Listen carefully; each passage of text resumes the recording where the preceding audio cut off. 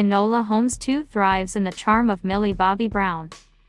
With the first Enola Holmes movie, which appeared on Netflix in the dark days of 2020, Millie Bobby Brown proved that she can play a full advantage through the sheer power of her gravity. As Sherlock Holmes' often adolescent and sometimes reckless sister, an illegal character created by novelist Nancy Springer in 2006. The flames caught fire in mysterious mystery, as its lukewarm fluctuations and simple solutions reinforced its glow. We didn't really have to focus on the details of the case, who had the mental energy to do that at the time. So we could simply enjoy Brown's performance, all the smiles, the impulsive eyes, and the deceptive aspects of the audience. The film wasn't particularly creative, but its star was. This first film was followed by Enola Very Green when she was investigating the disappearance of her violent mother, Helena Bonham Carter, and the film largely turned out to be the naivety of the protagonist.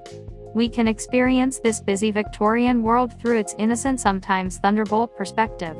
Enola Holmes 2 finds our heroine opening her detective agency, hoping that one day she will match the success of her brother Sherlock, played by Henry Cavill again. One might say that this new film is trying to be something akin to The Mystery of a Normative Issue, with its ornate storyline, ambitious action scenes and a historical resonance environment. But in the end, he still thrives or dies due to the charm of his teenage star. It mostly blooms, even if it shines a little this time. Enola's latest case is once again a missing persons case, now involving the disappearance of a young woman named Sarah Chapman, Hannah Dodd, who worked in a huge factory for matches by day and a ballroom by night. Enola began to hide in the crowded warehouse destroyed by typhoid where Sarah worked away in her arduous job at the assembly line, and immediately began to suspect that her disappearance had anything to do with the nefarious events at the matchmaker. Of course, Sherlock himself is also gradually attracted to the situation, and Cavill continues to make the most of his mysterious mistake. He plays the role of the famous unstacked brain detective as a succinct bruise, intelligent and strong. Joining the festivities this time around is David Thewlis Gain, chewing the scene like a roar.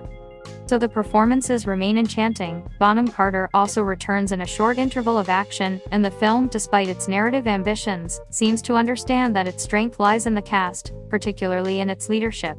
Brown was not the marvel of the last film, as her youthful ignorance and vitality were her great weapon. But the actress continues to draw humor from the intersection between the mysterious and the modern.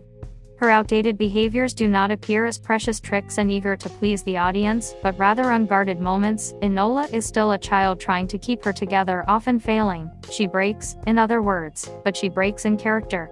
A scene where Enola is caught in the middle of a cake bite while chasing her parliamentary crush, Tewkesbury, Lewis Partridge, is funny in the constant oscillation between fitness and despair. A secret foray into an elegant community ball. Yes, we get another unnecessarily cheerful ball Tessai.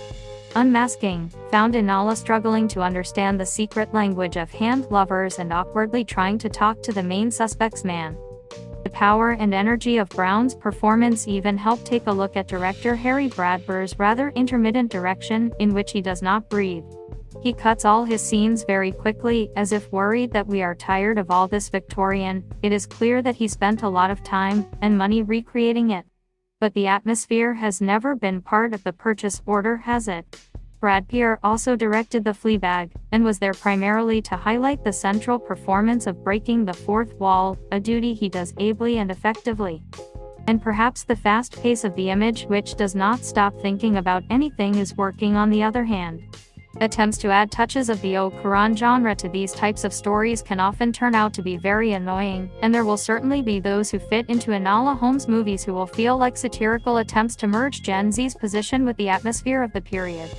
The first film had a slightly contemporary political advantage, placing Enola in a diverse world of parliamentary reformers and women's rights activists. The new goes further. The capitalist cruelty of the sulfur plant leaves an impression on Enola and on us. It is touching that the person who hired her to solve this issue in the first place is Sarah's younger sister Bessie. Sarana Suling Place, herself a destitute girl in the sulfur factory without a penny for her name. But the film also moves. She knows not to take herself seriously, and she never feels like a holiest lecture from you about the bad old days. Despite all the narrative motifs and socially conscious notes of Grace, Enola Holmes 2 The Enola Holmes 2 is still a children's film about an intelligent and courageous girl who solves crimes. And what kind of budget could have a problem with that? Thank you very much for watching and keeping me. Don't forget to interact and subscribe.